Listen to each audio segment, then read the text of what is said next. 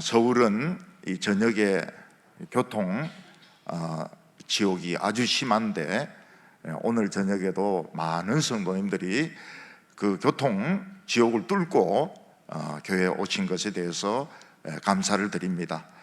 또 성가대도 귀한 찬양으로 하나님께 영광 돌려주신 거 감사합니다.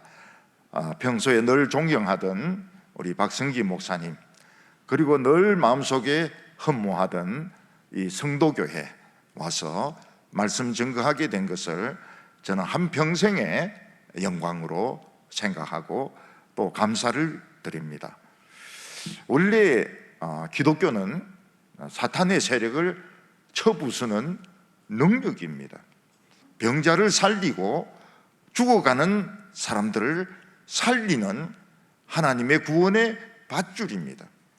세상 사람들은 목사님들을 참 두려워하고 존경하고 우리 기독교인들 한 명만 있어도 사탄은 꼼짝을 하지 못했습니다. 근데 지금은 교회도 그렇고 크리스찬도 그렇고 힘을 점점 잃어가고 있습니다.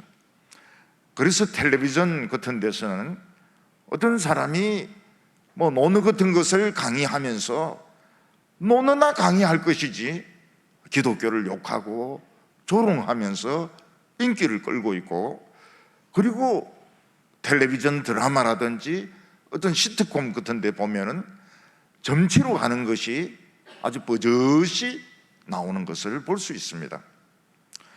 그리고 기독교에 대한 NT는 신문이라든지 방송이라든지 할 것 없이 전 사회가 기독교에 대해서 반감을 가지고 있고 조롱하고 욕하는 것을 볼 수 있습니다. 예수님께서는 회개하라, 천국이 가까웠느니라. 지금 우리에게 천국이 와 있습니다. 근데 왜 우리는 이 천국의 능력을 끌어오지 못하고 조롱을 당하고 수치를 당하고 무기력하게 살아가느냐? 이것이 오늘날 우리들의 숙제인 것입니다. 저희 교회에서 양육받던 한 자매가 일본 선교사에게 시집을 가게 되었습니다. 아주 예쁘장한 자매인데 갑자기 선교사 부인으로 시집을 갔습니다. 얼마 전에 일본에 가서 그 자매를 만나가지고 많은 이야기를 들었습니다. 그 자매는 한국에 있을 때 뭐라고 기도했는가? 한국에 너무 귀신이 많아요. 그래서 이 자매가 기도하기를 한국에 있는 귀신들은 전부 일본에 가라, 그렇게 기도했다는 겁니다. 근데 일본에 시집 가가지고 보니까 한국 귀신들, 일본 귀신들 다 와 있는 겁니다. 그래서 이 기도를 잘못했구나. 이 한국 귀신들까지 일본에 와가지고 일본 귀신들이 우글우글 거리게 되었구나.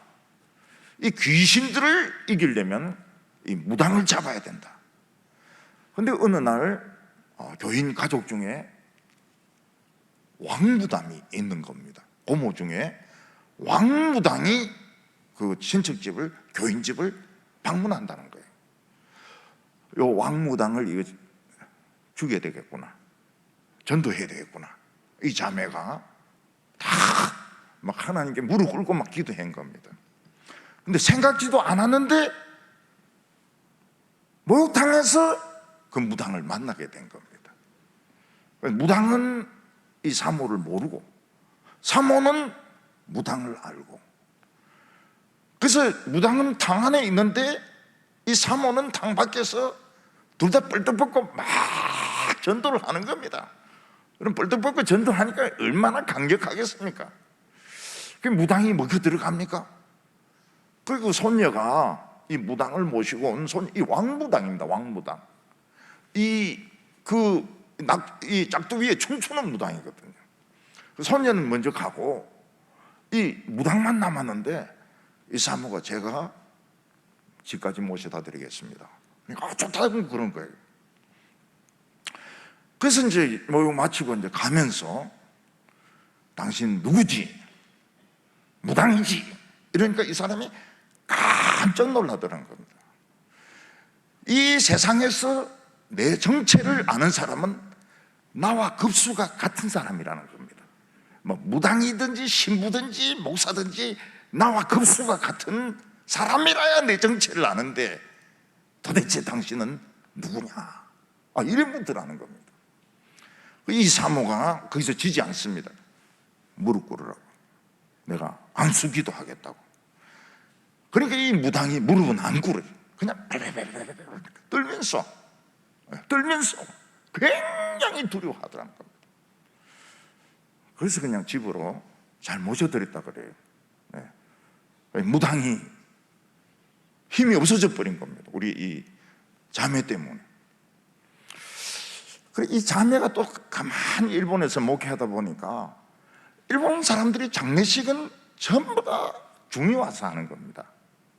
왜 중이 와서 하는가 하면 묘지가 다 절소유인 겁니다. 그래서 어쩔 수 없어서 장례식은 기독교인이든 아니든 불교식으로 하는 겁니다.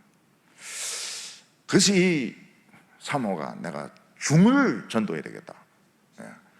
중을 만났습니다. 중을 만나가지고 너 성경 배워라 이러니까 배우겠다는 거예요. 그 중하고 성경 공부하다가 중이 교회까지 왔습니다. 교회에서 새신자 소개하는데 자기는 어느 절에 중입니다. 그럼 교인들이 다 없는 거예요. 근데 중이 교회를 와요. 왜냐하면 종교로 생각하기 때문에. 이번에 가니까 그 아버지가 주지인데 아버지는 은퇴하고 요 아들이 이제 주지가 되는 겁니다. 주지 중이 되는 거예요. 제가 만났습니다. 주지 중을 만나가지고 그 절 이름은 모르겠는데 그 절은 일본에서 제일 오래된 벚나무가 있는 절입니다. 일본에서 최고로 오래된 벚나무가 있는 절은 그 중이 주지로 있는 절입니다. 그래서 제가 너무 그 중이 귀여워가지고요. 너 성경 공부해라. 교회 오라. 이러니까 가겠대. 언젠가는 가겠대. 지금 이제 주지가 되니까 자기가 바빠서 못 가는데 언젠가는 가겠다는 거예요. 그 예수 믿는 게 아닙니다. 그 사람들은 기독교도 종교로 생각하기 때문에 알고 싶어 하는 거예요. 그런데 이 자매는 굉장히 이 파워가 있습니다. 굉장히 파워가 있어요. 그래서 중도 전도하고 무당도 그냥 꺾어버리고. 그래서 처음에 가니까 그 남편이 설교를 잘 못하는 겁니다. 선교사님이. 그게 막 울면서 기도하면서 하나님 자기 죽여달라고. 왜냐하면 그 설교를 듣고 평생 살 걸 생각하니까 자기가 차라리 빨리 죽는 게 낫겠더라는 거예요. 그런데 남편이 물어요. 왜 그래 매일 울면서 기도하냐 이래서 자기는 한국에 있을 때 박은조 목사님 설교 듣고 김서택 목사님 설교 들었는데 일본에 와서 당신 설교를 한평생 들을 걸 생각하니까 지금 죽는 게 낫겠다. 뭐 솔직하게 이야기를 하는 거예요. 그 남편이 흔히 생각하더만은 나도 김서택 목사님 설교 듣고 내가 그렇게 되겠다고. 그래서 설교가 변하더라는 겁니다. 그러니까 기독교라고 하는 것이 굉장히 파워가 있는 겁니다. 근데 그 교회도 시험이 들어서 사람들이 떨어져 나가고 그랬어요. 제가 그 교회 가가지고 교회가 한 100명 정도 되려면 세 번 정도 쪼가리 난다. 신경 쓰지 말라고. 그 다음에 그 이야기를 목사님 말씀 딱 맞더라면서 3번 쪼가리 나더라 이러면서 그리고 막 교회가 붕 되더라는 겁니다. 기독교는 파워입니다. 근데 지금 교회가 힘을 잃고 있습니다. 조롱을 당하고 있습니다. 신문이나 텔레비전이나 지식인이나 전부 교회를 부정적으로 보고 있습니다. 제가 그 교회 장로님들하고 강화도에 한번 갔습니다. 그 상감청자가 있는 거 보고 숨이 막혀요. 이야, 진짜 이 상감청자가 색깔이 이렇구나. 그리고 그 성공의 예배당이 한국식으로 지은 최초의 예배당을 들어가서 구경을 했습니다. 근데 더 놀라운 것이 뭔가 하면 옛날에 강화도에는 술집이 없었다는 겁니다. 점집이 없었습니다. 왜냐하면 어떤 부자가 있었는데 이 섬 안에는 절대로 선교사들, 예수자이들 못 들어온다고 이 사람이 딱 막은 겁니다. 그랬더니 어떤 어머니가 선교사 세례를 받고 싶으니까 아들이 어머니를 업고 바다에 들어가서 바다에서 세례를 받는 것을 이 부자가 본 겁니다. 야, 이 기독교가 뭐냐? 선교사나 예수자이들 들어오면 죽인다고 했는데 어머니를 업고 바다에 들어가서 세례받는 이건 뭐냐? 이 부자가 기독교를 배우기 시작한 겁니다. 그리고 자기 모든 노비를 다 불렀습니다. 본 앞에서 노비 문서를 불태워버렸습니다. 너희들은 자유다. 이제 노비 없다. 전부 자유다. 땅까지 나눠주었습니다. 그때 그 노비였던 사람이 야, 기독교는 이런 거구나. 우리 이 부자를 이렇게 변화시킨 것이 기독교구나. 그래서 강화도는 전부 기독교인이 된 겁니다. 감리교, 그 지역이 감리교 지역이니까요. 술집 생기면 어떻게 합니까? 교회에 권사들이, 집사들이 갑니다. 술집 여자 머리 잡고 돌리면서 어디에 함부로 여기서 술집을 하려고 하냐고 말이죠. 술집을 세울 수가 없었어요. 지금은 강화도가 어떻습니까? 전부 모텔입니다. 모텔이 그 나쁜 짓 하는 그런 모텔이거든요. 술집 천지입니다. 점집도 많아요.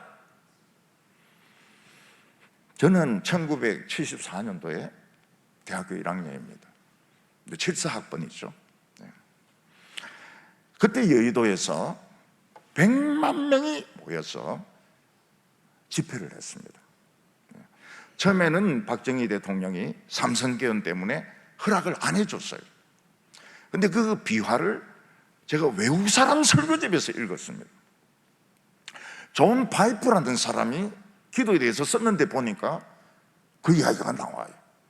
박정희 대통령이 여의도에서 100만 명이 모이면 틀림없이 데모한다. 허락을 안 했습니다. 그런데 그 김중곤 목사나 CCC 이런 주최하는 사람들이 40일 금식을 했다는 거예요. 그리고 청와대에서 연락이 왔습니다. 해라고, 집회해라고. 제가 거기에 가지 않았습니까? 여의도에. 그러니까 뭐 돗자리 같은 거 쫙 깔고 진짜 100만 명이 모였는데 1부, 2부 예배를 드립니다. 그 1부 예배는 빌리 그레함 목사가 설교하고 통역은 김장한 목사가 통역을 하고, 김장한 목사가 키가 작으니까 받침대가 이만큼 높아요. 빌리 그레함보다 통역이 더 잘하는 겁니다. 설교자보다 통역이 더 잘한다는 건 뭘 말합니까? 지설교를 하는 거예요. 지설교를. 그때부터 김장한 목사가 인기를 끌기 시작했습니다. 그리고 극동방송이 막 사람들에게 알려지기 시작했습니다. 정말 자기 설교를 한 것 같아. 빌리 그레함 설교하고 섞어가지고 인기가 엄청 올라갔습니다. 이부 설교를 한경직 목사님이 했거든요. 저는 그때 이북 설교를 처음 들었습니다. 이북 말씨로 설교하는 걸 처음 들었어요. 우리 한국 사람들은 정신을 차려야 합니다. 우리 한국 교회는 세상에 대해서 관심을 가져야 됩니다. 가랑가랑하더라고요. 아이고, 은혜 많이 받았어요.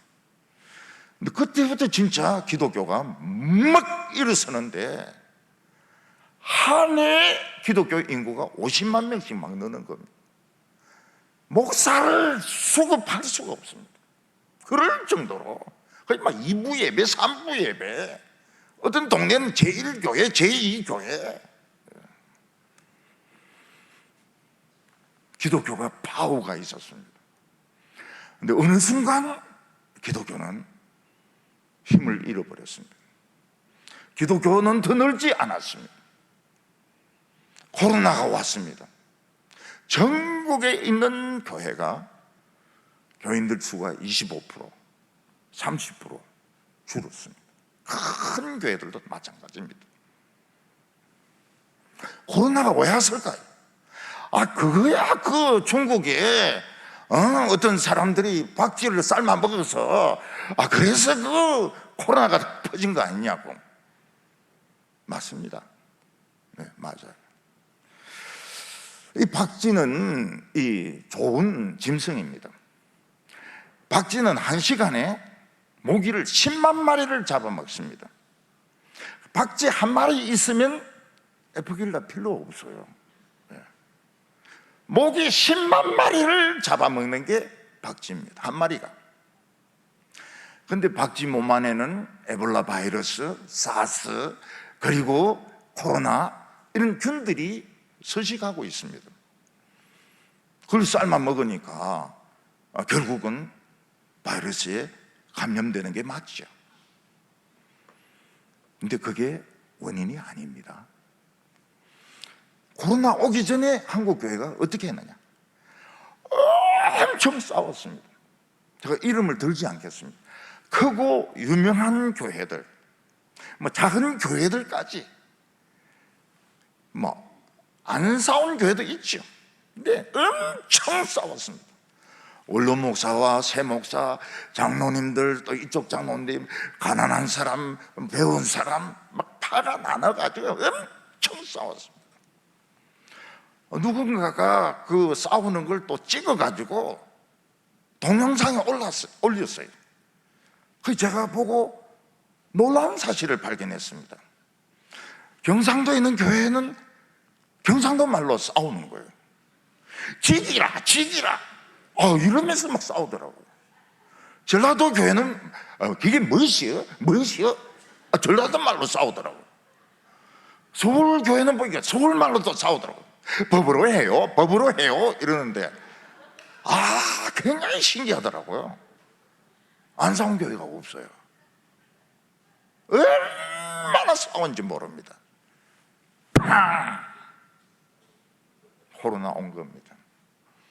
한국교회 25% 날아갔는데 이거는 10년 정도 해야 겨우 끈질 수 있는 사람 10년이 날아가 버린 거예요.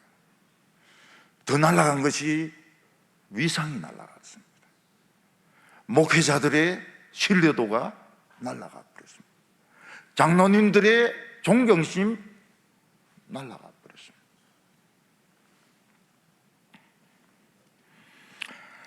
우리는 왜 예수를 믿지만 능력이 없을까? 왜 조롱당할까? 왜 세상에서 손가락질 당하면서 우리는 예수를 믿을까? 우리는 중을 전도할 수 없을까? 무당을 무릎 꿇게 할 수 없을까?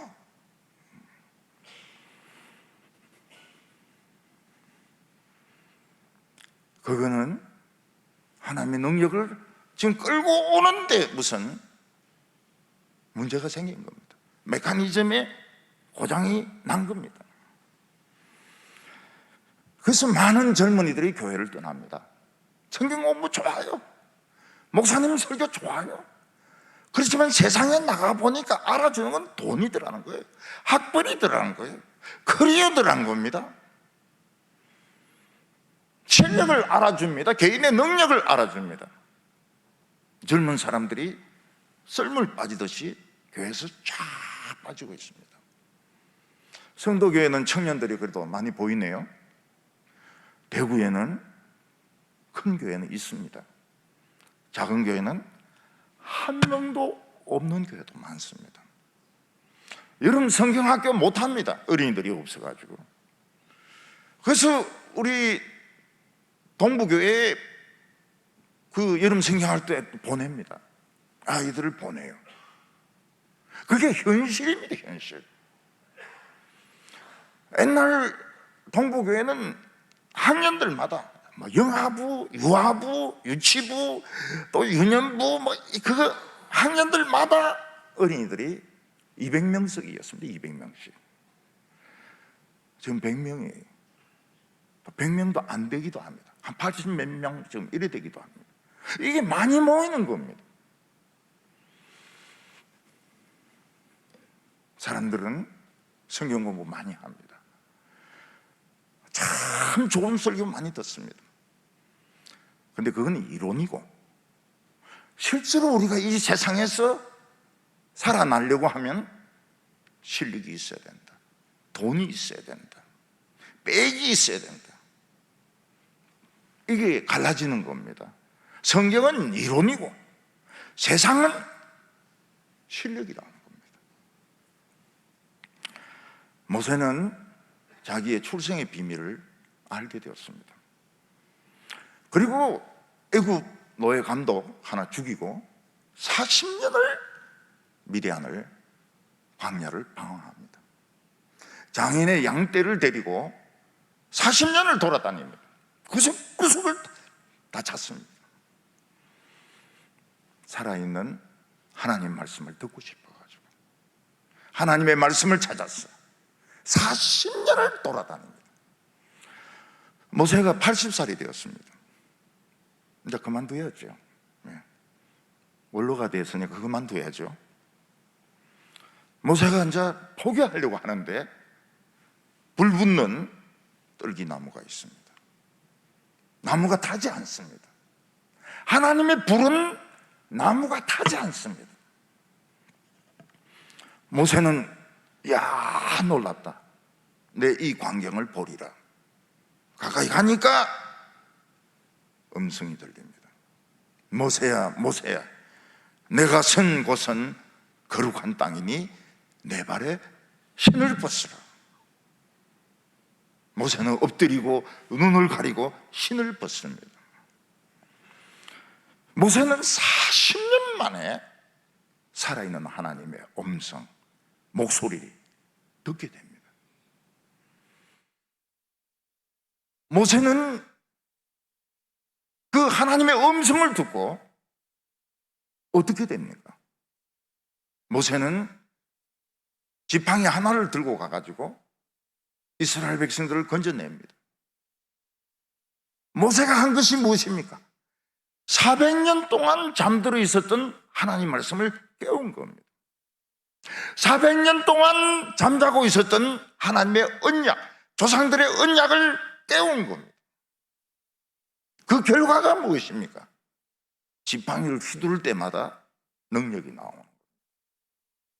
나일강이 피로 변하고 개구리들이 막 수십만 마리가 육지로 올라오고 불우박이 떨어지고,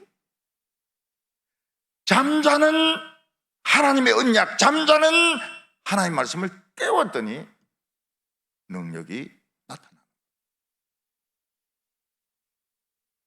오늘 우리는 거의 대개가 성경 말씀은 하나의 이론이고, 실제로 이 세상에 성공하는 길은 학벌이고 실력이고 외국 유학 가서 학위를 받아오는 거라고 생각을 합니다.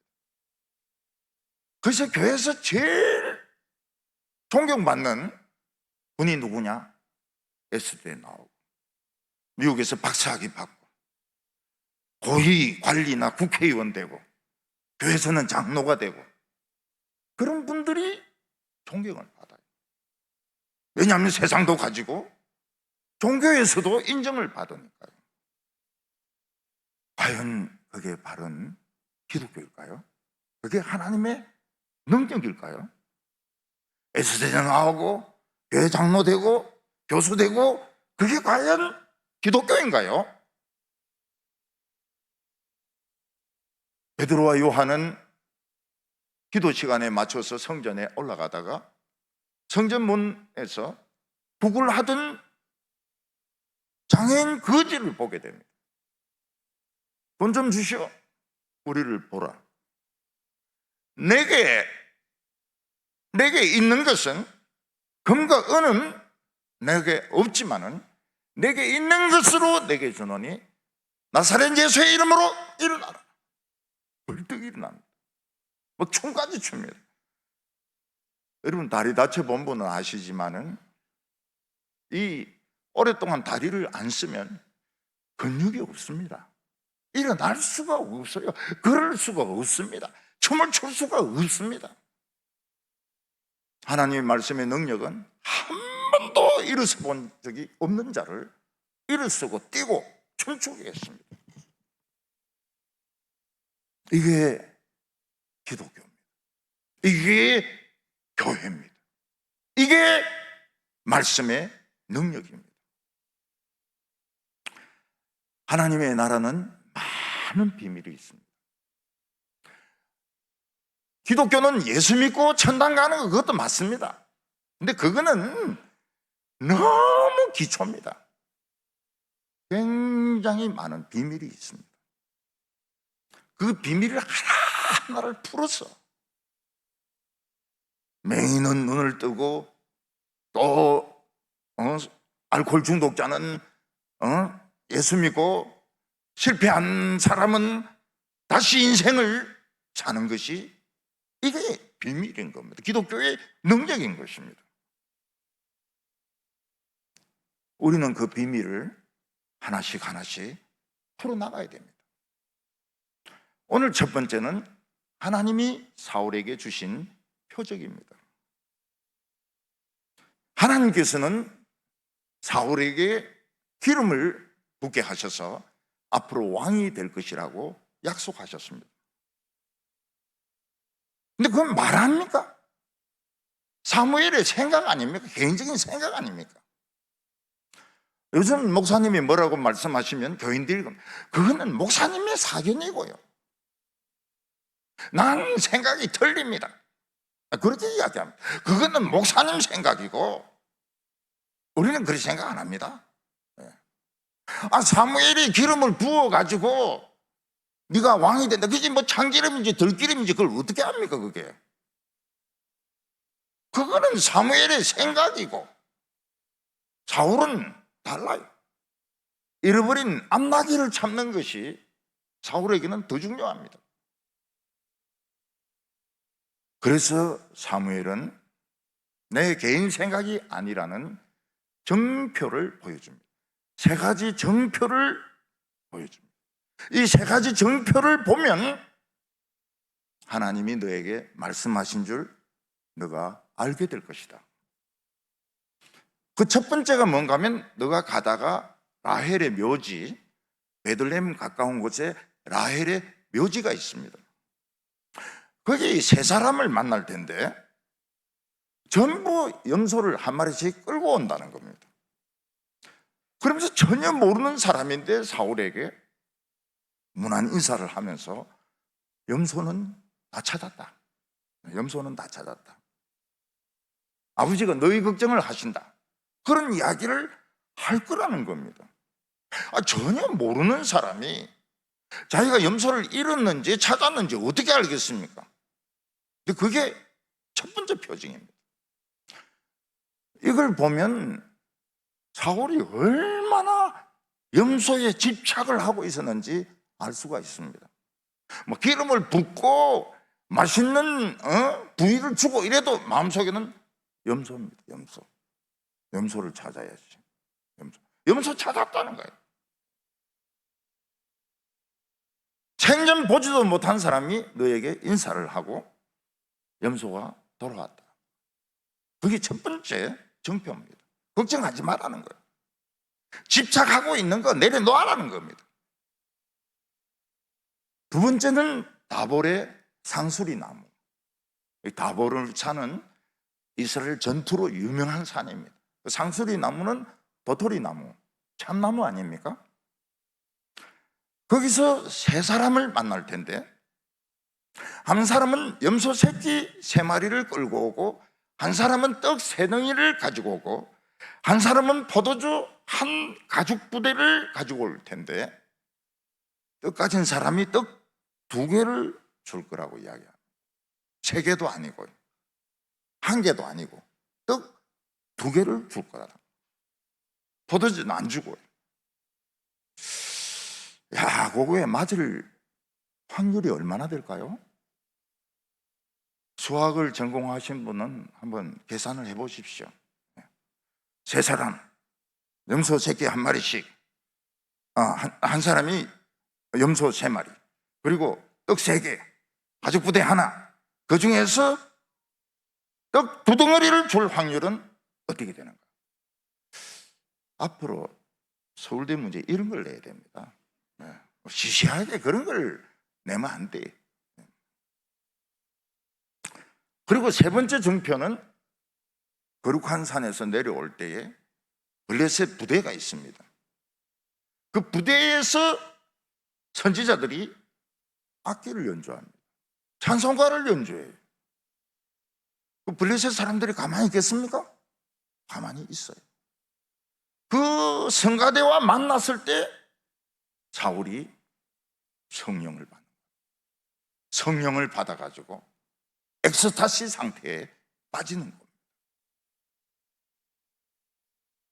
사무엘이 한 이야기는 뭡니까? 내 말한 것은, 기름 부은 것은 개인 사견이 아니라는 겁니다. 이거는 하나님이 하신 것이고 하나님의 뜻이라고 이야기를 했습니다. 이 세 가지가 이루어질 확률은 진짜 100분의 1, 1000분의 1 될지 모릅니다. 우연히 겹쳐도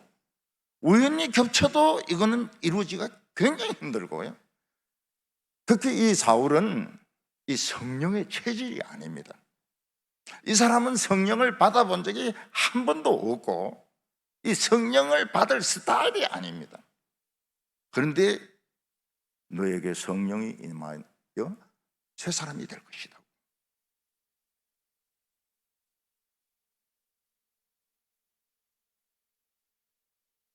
저는 어렸을 때 재주가 없었습니다. 재주가 없어도 너무 없었습니다. 제 위에 형님들은 인물도 좋고 공부도 잘하고 참 사교적입니다. 사교적이에요. 우리 형님 세 분이 계셨는데 이 세 분은 보통 비상한 사람들이 아닙니다. 매너 좋고 공부 잘하고 인물 잘생기고 노래 잘 부르고 기억력 뛰어나고, 저는 그런 재주가 하나도 없었습니다. 형님들이 가진 재주가 하나도 없어요. 저는 뭐 친구도 별로 잘 사귀지 못하고 공부도 잘하는 것도 아니고 뭐 기억력이 좋은 것도 아니고 뭐 팽이를 만들거나 연을 만들고 이런 것도 아니고요. 아무것도 못해요. 근데 제가 형들보다 잘하는 것이 딱 하나 있었습니다. 형들이 절대로 따라올 수 없는 저만 가진 재주가 있었습니다. 그게 뭔가 하면 예수 믿는 재주였습니다.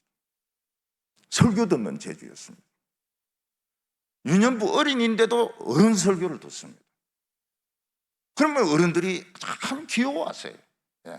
애가 여기 와서 설교를 들으니까요. 제 집에 가면 형님이 설교해달라고 그래요. 형님은 교회 안 가면서 들은 설교 자기인데 한번 해달라고 그래요. 제 땅을 해달라고 그러면 제가 멋있게 살 섞어가지고 제 이야기 섞어가지고 멋있게 설교해 줍니다. 그게 제 재주였습니다. 성경 읽는 게 제 재주입니다. 저는 공부할 때마다 갈등을 느꼈습니다. 영어를 먼저 해야 되나 성경을 먼저 읽어야 되는가? 모르겠다. 성경부터 읽자. 한 50장 읽습니다. 그럼 공부할 시간이 없어요. 공부할 시간이 없습니다. 수학 문제 풀 시간이 없습니다. 그게 제 재주입니다. 제가 예수 믿는 재주가 참 좋긴 좋은데요, 그런 좋은 대학에 들어갈 수가 없어요. 그게 시험에 도움이 되질 않습니다. 시험에 그 성경 문제를 가지고 좀 내야 되는데 성경 문제가 하나도 안 나요. 그래서 제가 하나님께 기도했습니다. 하나님, 이런 법이 어디 있습니까? 신앙을 가지고 서울대학교를 잘라야지 어떻게 이런 공부를 가지고 서울대학교를 자릅니까? 그리고 예수 믿는 재주는 돈벌이가 안 됩니다. 제 돈을 안 벌어요. 돈 버는 걸 싫어합니다. 뻔한 직장도 그냥 그 나라와 그 의를 구하라 때려쳐 버립니다. 극빈자가 돼버린 거죠. 근데 이상하게 성경이 살아서 움직이기 시작합니다. 성경이 깨는 거예요.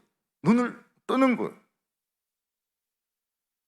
꿈틀거리기 시작하면서 기도가 응답이 되는데 저는 기도 응답이라고 생각 안 했습니다. 이게 우연의 일치지. 이게 무슨 기도의 응답이냐. 저는 예수 믿으면서 기도 응답되는 거 한 번도 못 봤거든요. 근데 자꾸 반복이 되니까 혹시 기도 응답인지 모르겠다. 이런 생각들이 조금씩 들기 시작한 겁니다. 우리 교회에 폐암 환자가 있어서 폐암 3기 환자가 있었습니다. 나이가 좀 드신 분인데 저희한테 와서 안수기도 해달라는 거예요. 제가 안수기도를 해줬습니다. 이 사람 기도받고 무슨 소리 하는가 하면 좋다! 내가 한번 제대로 믿어보겠다. 이러는 거예요.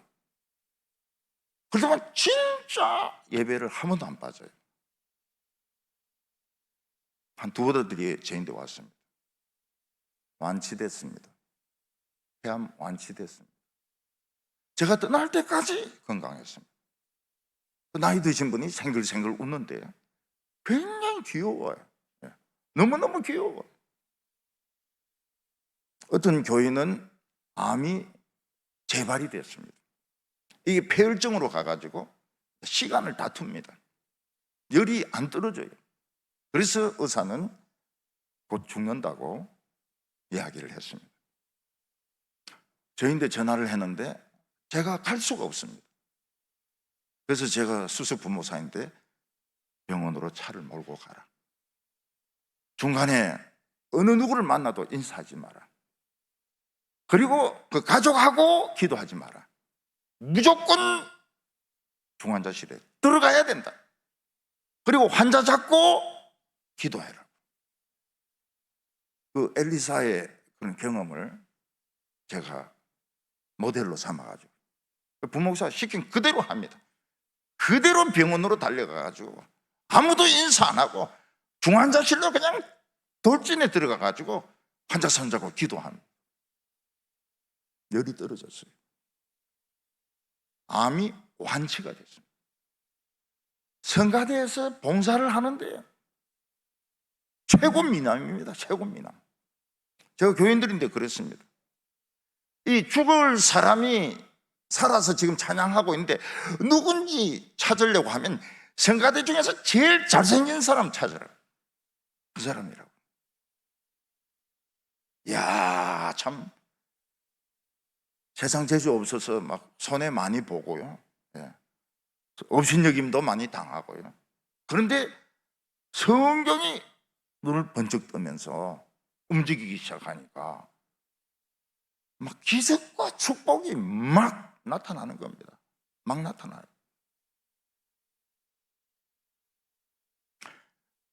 이 세 가지 예언 중에서 암나기들을 다 찾았다 하는 예언과 떡 2개 받는 것과 성령이 임해서 성가대 찬양을 듣고 오케스트라를 듣고 성령을 받고 변하여 새 사람 중에 되는 것 중에서 사울에게 제일 중요한 것이 뭐겠습니까? 암나기죠. 암나기.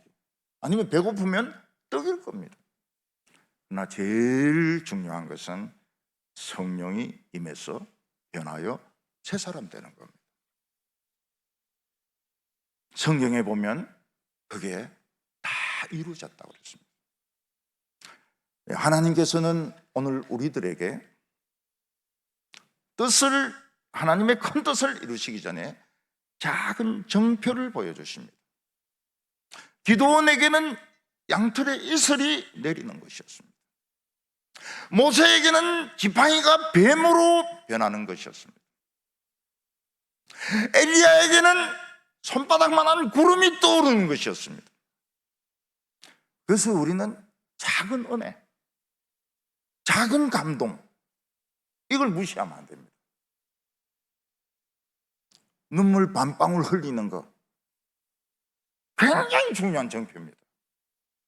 목사님, 반방울은 뭐고 한 방울은 뭡니까? 눈물이 턱주걱까지 내려오면 한 방울이고 내려오다 걸리면 반 방울이고, 막 불이 떨어지고 엘리야의 하나님 불러서 응답하시고, 요새 산불 얼마나 많이 납니까? 교회까지 불 나면 어떻게 하려고 그래요? 죽은 사람이 살아나고, 지금 산 사람도 먹고 살 게 없는데 죽은 분들까지 살아나면은 얼마나 이 경제가 어려워지겠습니까? 돌아가신 분들은 그냥 예수님 오실 때까지 좀 누워 계시고, 작은 은혜, 마음이 확 불붙지 않아도 따뜻해지는 것도 이게 불붙는 겁니다. 워밍, 작은 응답, 작은 응답. 계단에서 넘어질 뻔 하다가 안 넘어진 거 감사하죠. 감사하죠. 작은 체험들,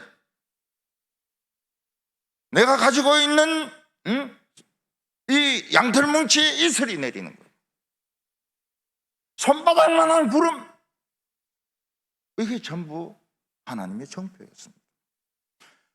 그런데 우리는 어떻게 생각합니까? 정표는 정표고 현실은 그게 아니라는 겁니다. 돈이 있어야 되고 집이 있어야 되고 실력이 있어야 되고 대기업에 취직을 해야지 되는 것이지, 그 조그만 구름 가지고 안 된다는 거예요. 지팡이가 뱀 되는 거로 안 된다는 거예요. 그거는 애굽의 마술사들도 다 한다는 거예요.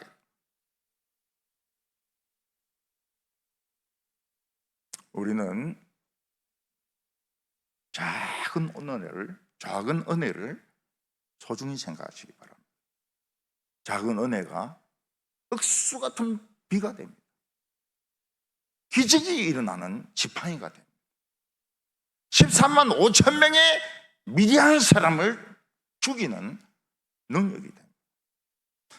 오늘 저녁에 작은 은혜, 반방울, 눈물 반방울 쭉 안 내려와도 돼. 이게 하나님께서 사울에게 보여주신 겁니다. 오늘 두 번째는, 우리가 은혜 받으면 은혜 받을수록 사탄이 집중 공격을 한다는 겁니다.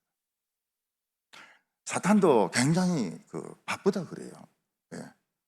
사탄인데 한번 물어보니까 사탄도 굉장히 바쁘다 그래요. 그래서 뭐 어중이 떠중이 신자들 막 술 먹고 막 비틀 이런 것들은 건드릴 시간이 없대요. 사탄이 제일 겁내는 것은 부흥이 일어나고 있는 사람, 교회 목회자, 교회 장로님들, 이런 사람들을 공격을 해야 교회가 시험 들거든. 우리는 작은 은혜를 체험해도 그거 가지고 성공하는 게 아닙니다.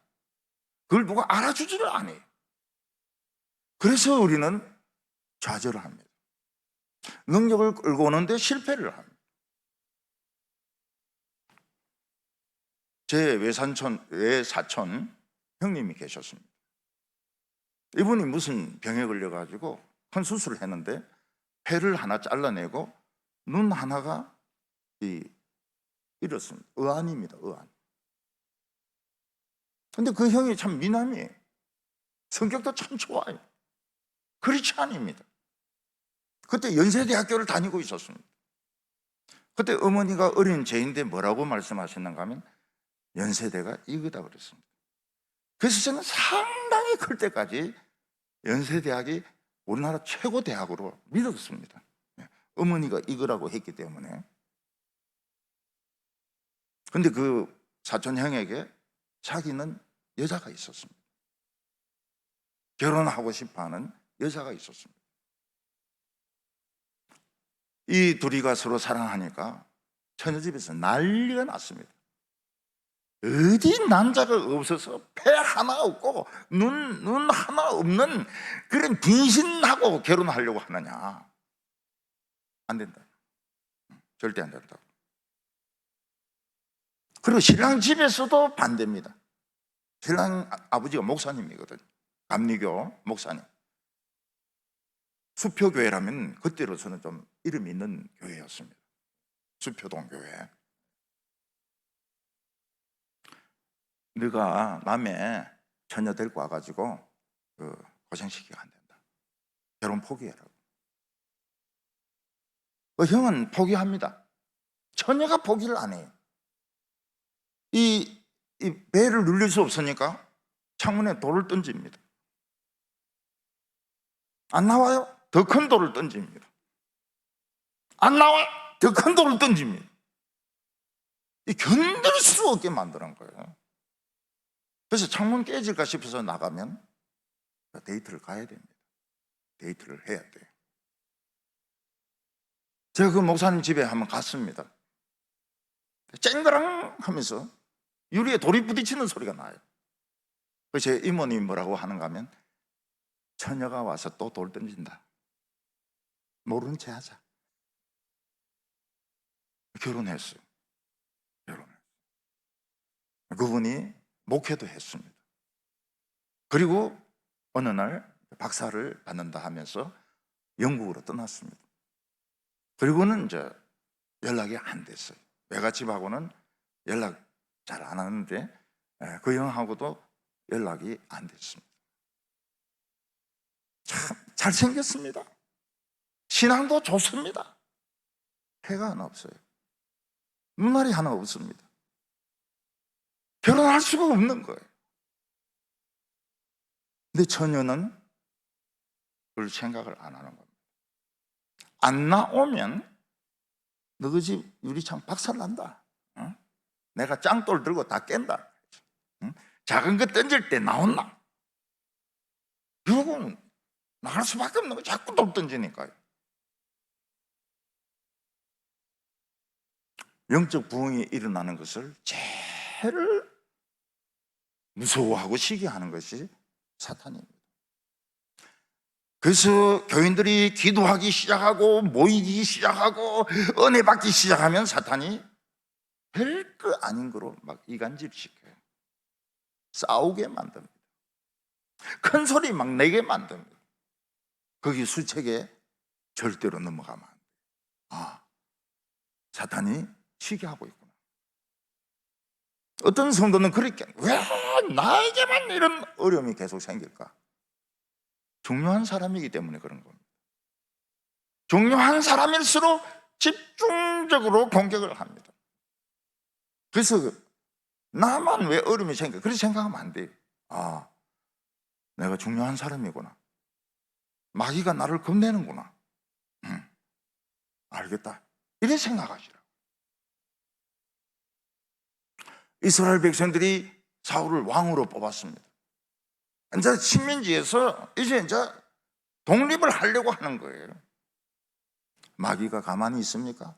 가만히 안 있습니다. 요단강 동쪽에 길앗 야베스라는 도시가 있는데 그 남쪽에 있는 암몬 왕이 엄청난 군대를 다 끌고 와가지고 공격을 합니다. 이때 길앗 야베스는 암몬과 싸울 능력이 없습니다. 그리고 이스라엘은 다 쪼가리 나가지고요, 어느 한 지파도 도와줄 능력이 없습니다. 지금 우리나라는 어떻습니까? 각자가 살아야 됩니다. 각자가 살아야 돼요. 아무도 도와줄 사람이 없습니다. 네. 대통령도 없고 대행도 없고 장관도 없고, 그래도 우리가 지금 살아있는 것은 대단한 거죠. 6.25 때 살아남았으니까요. 우리는 뭐 이 정도 가지고는 눈 하나 깜짝 안 합니다. 이스라엘이 쪼가리 날 대로 쪼가리 나가지고요, 길앗 야베스가 공격을 받는데 도와줄 지파가 한 지파도 없습니다. 그래서 길앗 야베스 장로들이 항복하자, 돈 달라고 하는 대로 다 주자. 그래서 대표를 흰 깃발 들고 암몬 왕에 찾아가서 우리 항복한다고. 돈 달라고 한 대로 다 주겠다고. 근데 야베스 암몬 왕이 뭐라고 말합니까? 안 된다. 그거는 안 된다. 너희들이 항복하려면은 항복할 자세가 돼 있어야 되는데, 항복할 자세가 뭐냐? 전부 어린애, 여자, 할머니, 남자 다 나와가지고 오른 눈을 뽑아야 항복할 자세로 인정해 주겠다. 누나를 뽑으라는 겁니다. 누나를 자기들이 뽑겠다는 겁니다. 그러면서 뭐라고 말합니까? 우리가 이스라엘 백성들을 이렇게 치욕을 주겠다. 이 의도적인 겁니다. 의도적인. 우리가 어떤 일을 하는데 상대방이 도저히 받아들일 수 없는 요구를 할 때가 있습니다. 그게 뭡니까? 치욕을 주겠다는 거예요. 치욕을 주겠다. 너를 완전히 불구자로 만들어버리겠다. 빨가벗기겠다. 치욕을 주겠다는 거예요. 암몬 왕의 계획이 뭡니까? 이스라엘 백성들을 이 길앗 야베스부터 눈알 하나씩 빼기 시작해서 전 이스라엘 사람들의 눈알을 빼겠다는 겁니다. 제 고모님이 한 분 계셨는데요, 돌아가신 지 오래됐죠. 이 고모님이 눈이 사시입니다.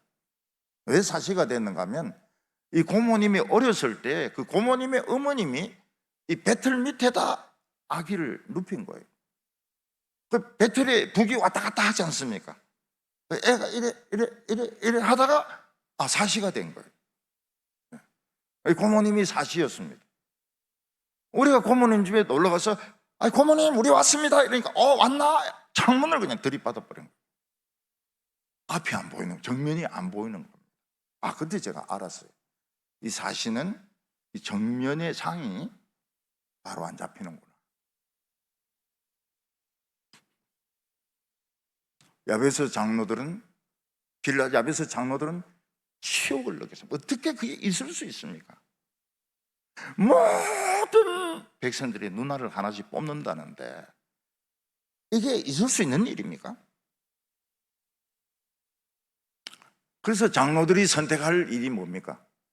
전부 죽도록 싸워서 다 죽든지, 아니면 치욕을 감수하고 누나를 뽑든지, 선택은 둘 중에 하나입니다. 그런데 이 길앗 야베스 장로들에게 하나님이 지혜를 주셨습니다. 그게 뭔가 하면 시간을 좀 벌자. 되든지 안 되든지 시간을 좀 벌자. 그래서 길앗 야베스 장로들이 암몬 왕에게 이야기합니다. 우리에게 일주일만 시간을 주시오. 그러면 이스라엘 전체 통보해서 혹시 도와줄 사람들이 있는가 한번 찾아보겠다고. 그래서 우리를 도와줄 사람이 있으면 우리 싸우겠다고. 그렇지만 도와줄 사람이 한 명도 없으면 우리 눈을 다 뽑겠다고. 자진해서 한 줄로 쭉 서가지고 집게로 눈을 뽑으라고. 암몬 왕은 압니다. 이스라엘이 산산조각 났다는 걸 압니다. 아무도 길앗 야베스를 도와줄 사람이 없다는 걸 압니다. 그래서 암몬 왕은 허락을 합니다. 그래, 일주일 줄게.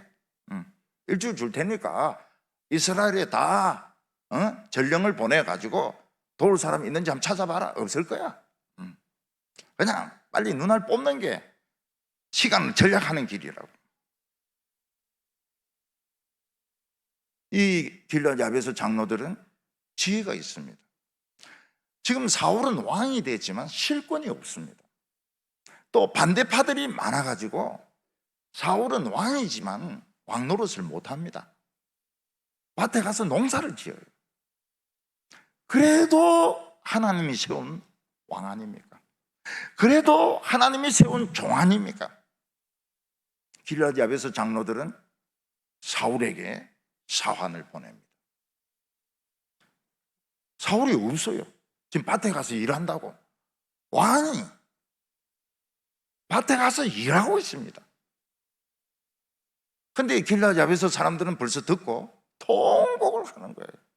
야, 저 사울이 있는 그 마을 사람들은 통곡을 하는 겁니다. 우리 형제 이스라엘 눈알 다 뽑게 생겼네. 도와줄 힘이 없네. 우리는 뭐 왕을 뽑아도 왕 노릇 못하고 오히려 막 이 암몬 족속이 쳐들어와서 누나를 다 뽑는다고 하네. 우리 망했다. 전부 통곡을 하고 있습니다. 오래전에 맹인들 청소년 수련회가 있었습니다. 그때 제가 설교하러 갔습니다. 한 100명 정도 청소년 맹인들이 모였습니다. 맹인들이 눈 뜨고 있어도 이 나를 쳐다보는 게 아니니까 설교를 듣는지 안 듣는지 알 수가 없어요. 근데 이 맹인들이 은혜를 엄청 받은 겁니다. 설교 말씀을 듣고. 설교 마치고 저는 집으로 가고, 이 맹인들은 그냥 예배당에 다 모인 거예요. 그리고 찬송 부르고 기도하고 자기 간증하고 밤새도록 울고 소리 지르고 이러는 겁니다. 옆에 있는 이웃들이 이 교회 틀림없이 난리 났다. 경찰에 신고를 했습니다.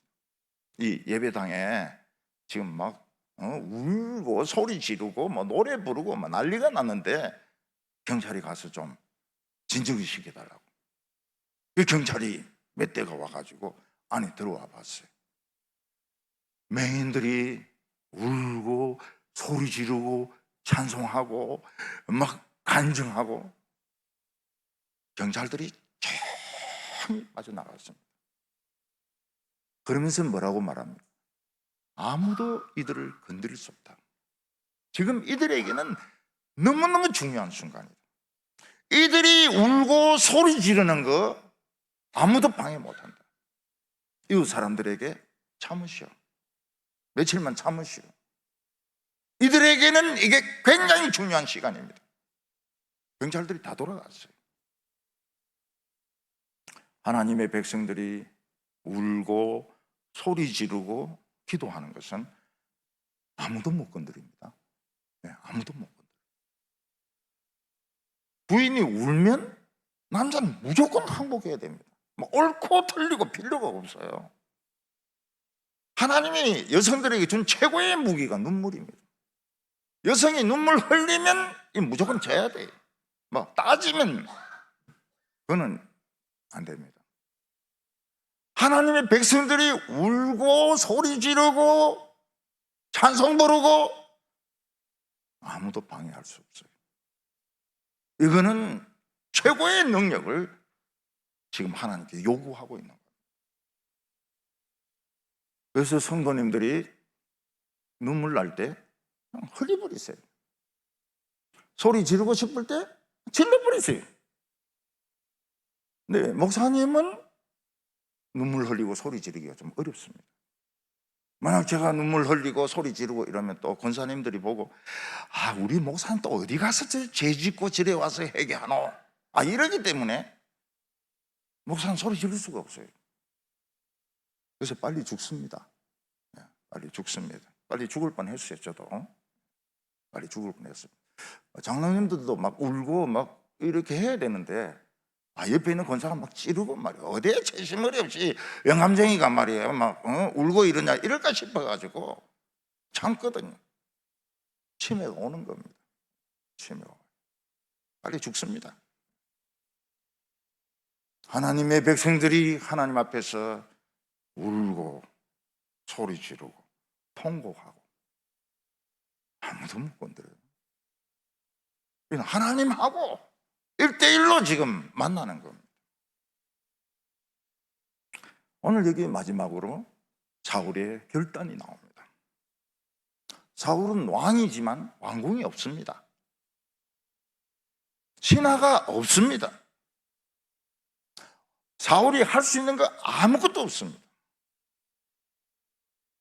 사울이 가지고 있는 건 뭡니까? 하나님이 주신 표적 3가지였습니다. 사무엘이 기름을 부은 것은 자기 개인 의견이 아니라는 거예요. 개인 의견이 아니라. 여러분, 목사님에 대해서 알아야 될 건 뭡니까? 공인입니다. 공인. 그건 목사님 개인 생각이요, 이렇게 하면 안 돼요. 이는 공인입니다. 공인. 제가 목회를 하면서 느낀 것이 뭔가 하면, 교인들이나 장로님들은 끝까지 목사님을 이해를 못합니다. 이 관점이 다르고 이 세계가 다르기 때문에 끝까지 이해를 못합니다. 목사님이 왜 저러시는지, 왜 저런 말씀을 하시는지 끝까지 이해를 못합니다. 제 동북교회 장로님들도 끝까지 저를 이해 못해요. 이해할 수가 없습니다. 목사님을 격려해 주세요. 인간이기 때문에. 격려에 인색하면 안 됩니다. 감사합니다.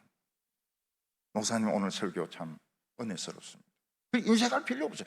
그런 말 한다고 해서 뭐 새바닥이 빠집니까? 목이 부러집니까? 아니, 목사님에게 박수 한번 쳐준다 해서 손가락이 지금 금이 갑니까? 그래서 그게 인색할 필요가 없어요. 저는 목회 마치고 이제 은퇴하려고 하니까 사람들이 막 와서 울고 20년 전에 은혜 받았던 거 막 이야기하고, 청년들 그때 막 뒤집어졌던 이야기하고 뭐 이러는데, 제가 그래서 너희들 다 나쁜 놈들이다. 그걸 왜 지금 이야기하냐 지금. 20년 전이나 10년 전에 이야기했으면 내가 병도 안 나고 참 더 은혜스럽게 목회를 했을 텐데, 지금 나가는 입장에 그 이야기하면 무슨 소용이 있나, 이 나쁜 놈들아. 저 그 이야기를 했어요. 좀 미리 이야기를 하지. 다 울고 막 이러는데, 제가 모르고 무슨 소용이 있습니까? 옛날에 막 한창 힘들고 이럴 때, 그때 제가 이래 은혜 받았습니다 이런 소리 하면 제가 막 용기를 내가지고 용기 100배 해가지고 막 교회를 막 더 부흥시킬 수 있었을 텐데, 그 나갈 때 하는 것도 뭐 나쁘진 않아요. 기분 나쁘진 않아요. 그렇지만은 다 나쁜 놈들 아닙니까? 미리 좀 해야지. 사울이 오른 눈 뽑아야 된다는 이야기를 들었을 때 분노가 일어납니다. 하나님의 영이 임합니다. 왜냐하면 정표를 믿었기 때문에. 하나님이 나에게 사인 준 거는 이건 사실이다. 이거는 하나님이 도장 찍어 준 거다. 내가 절대로 피하지 않겠다. 사울은 소극적인 사람입니다. 사울은 겁이 많은 사람입니다. 왕으로 뽑혔을 때도 이삿짐 사이에 숨어 있는 걸 잡아낸 사람이 사울입니다. 근데 그가 정표를 믿었습니다. 작은 은혜를 믿었습니다. 그때 하나님의 영이 임합니다. 그래서 사도 바울은 우리 크리스찬들에게 술을 마시지 말라고 말했습니다. 술 마시는 크리스찬들 제법 많습니다. 요즘 여성들도 술을 막 마셔요. 아침까지. 아침까지가 뭘까? 그 소주 이름입니다. 소주 이름.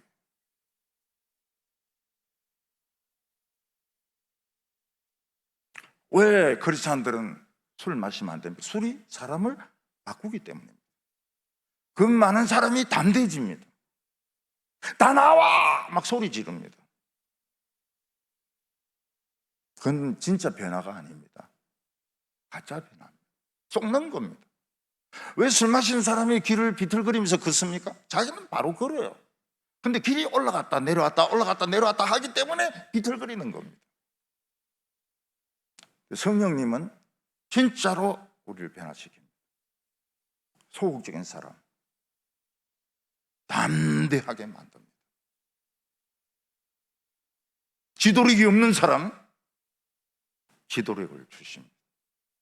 성령이 임하면 바뀝니다. 하나님은 사울을 바꾸었습니다.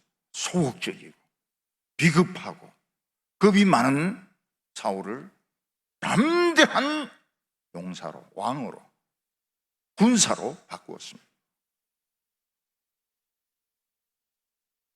통곡만 할 것이 아니고 변해야 됩니다. 변해야 돼요. 사울은 용기를 냈습니다. 사울이 얼마나 나귀를 아낍니까? 사울은 아주 작은데 아주 집착하는 사람이거든요. 하나님의 영이 임하니까 농사 짓던 소 2마리를 죽입니다. 12토막을 내요. 소도 안 아까워요. 성령님이 임하니까 소도 안 아까워요.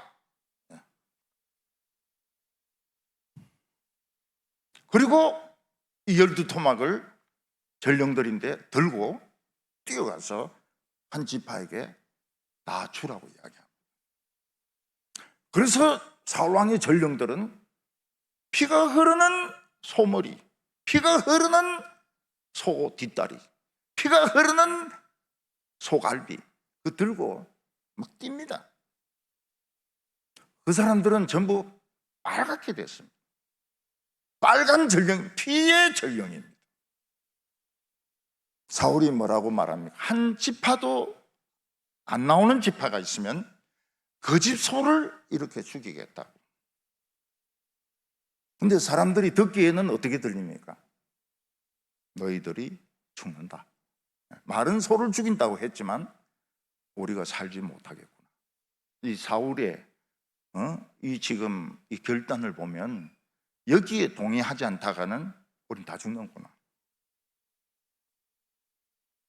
이스라엘 백성들이 몰려옵니다. 달려옵니다. 그러니까 길르앗 야베스 사람들이 사울에게 와서 눈알 뽑는 이야기 하는 게 하루, 전령들이 피 흐르는 고기 들고 가서 전하는데 하루, 그 사람들이 모여서 회의하는데 하루. 근데 며칠 만에 33만 명이 집합을 합니다. 이건 걸어온 게 아닙니다. 그냥 뛰어오고 전력 질주해서 온 겁니다. 왜냐하면 하나님의 바람이 불었기 때문에. 우리들에게 하나님의 바람이 부는 것이 아주 중요합니다. 요트 타는 사람들, 바람 안 불면 배가 꼼짝도 안 해. 서핑하는 사람들, 파도가 없으면 그냥 앉아 있습니다.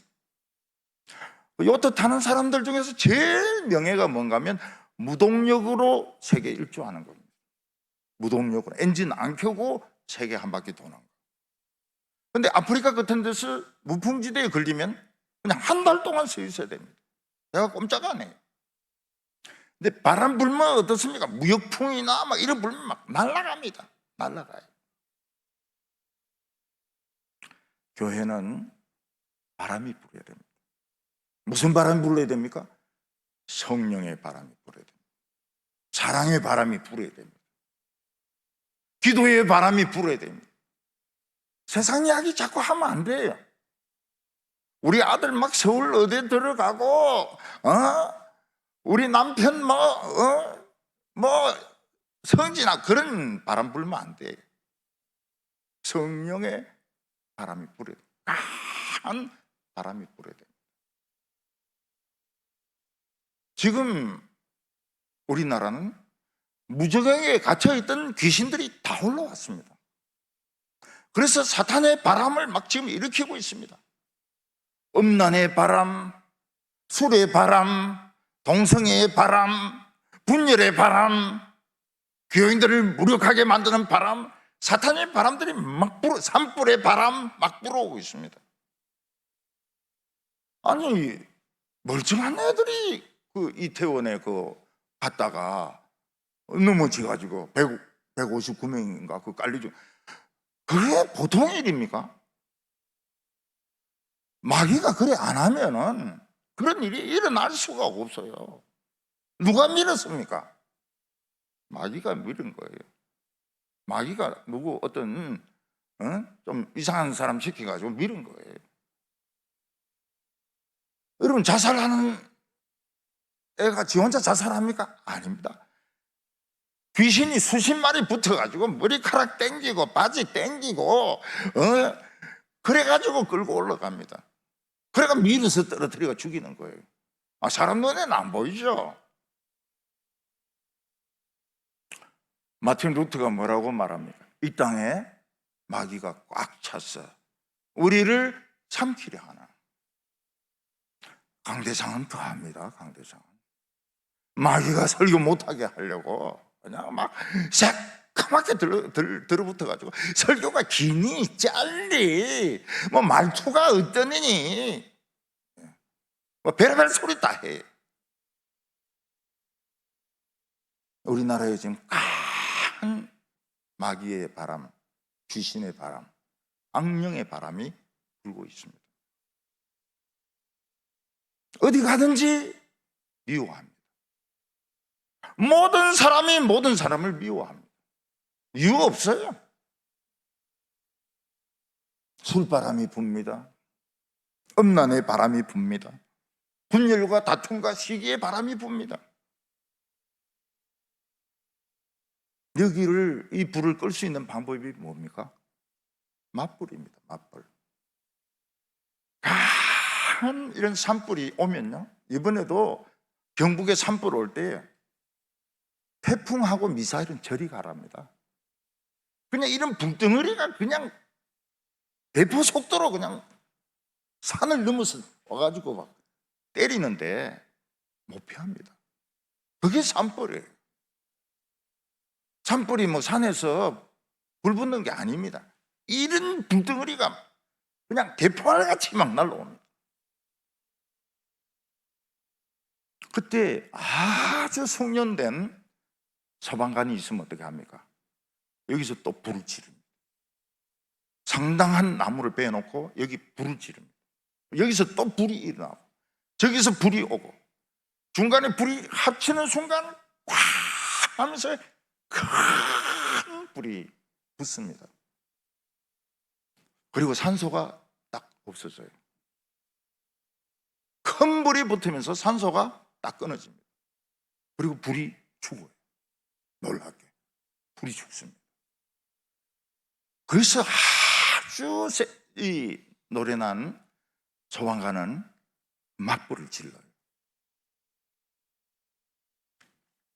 오늘 우리는 맞불이 필요합니다. 사탄의 맞불이 필요합니다. 뭐 사람들이 하는 대로 흉내내고 이래가지고는 소용이 없습니다.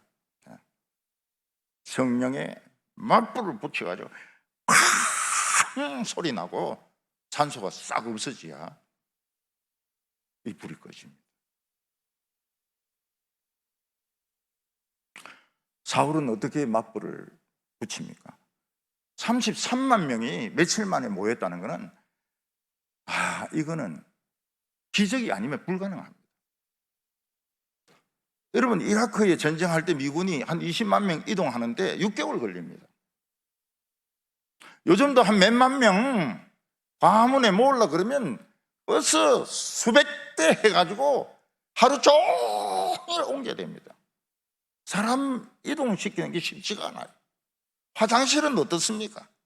그 사람들이 먹는 김밥은 어떻게 만듭니까? 이 사람이 33만 명이 한숨에 모였다는 것은 강한 성령의 바람이 분 겁니다. 사울이 하나님의 정표를 믿었을 때, 사울이 하나님의 능력을 믿었을 때, 사울은 뭐라고 말합니까? 쉬라고 말하지 않습니다. 그대로 돌격합니다. 쉬지 않고 뛰어왔는데 더 뛰라는 겁니다. 밤새도록 뜁니다. 이스라엘 백성들이 전쟁에서 이기는 비결은 밤새도록 뛰는 겁니다. 다른 사람 놀 때 다 놀고 다른 사람 잘 때 다 자고 남 구경할 때 다 구경하고 하나님 일 한다. 거짓말입니다. 거짓말이에요. 무슨 그게 하나님의 일입니까? 노는 거지. 사울은 맞불입니다. 밤새도록 뛰어가지고 새벽에 암몬 족속에게 덮칩니다. 암몬 족속들이 다 죽어요. 사울은 하나님의 능력을 끌어오는 비밀을 발견했습니다. 하나님의 말씀은 개인 의견이 아니구나. 여러분, 이 강대상을 다시 사랑하시기 바랍니다. 강대상 목사님의 설교를 사랑해야 됩니다. 뭐 이러쿵저러쿵 하지 마세요. 그리고 하나님이 주시는 작은 은혜를 믿어야 됩니다. 이게 정표입니다. 용기를 내야 됩니다. 비겁하면 안 돼요.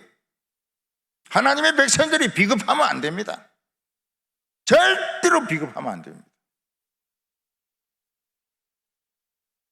그리고 맞불이 붙어가지고 불은 꺼졌습니다.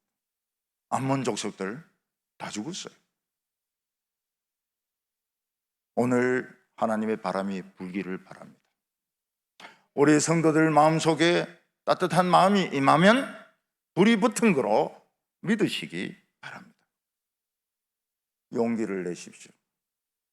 절대로 비겁하지 않습니다. 우리는 절대로 비겁하지 않습니다. 변명하지 않습니다. 우리는 절대로 기죽지 않습니다. 하나님께 부르짖어서 능력받고 축복받고 기적을 일으키는 우리 성도님들 다 되시기를 바랍니다. 기도드리겠습니다. 하나님 아버지, 저희들을 영광의 자녀로 불러주셔서 감사합니다.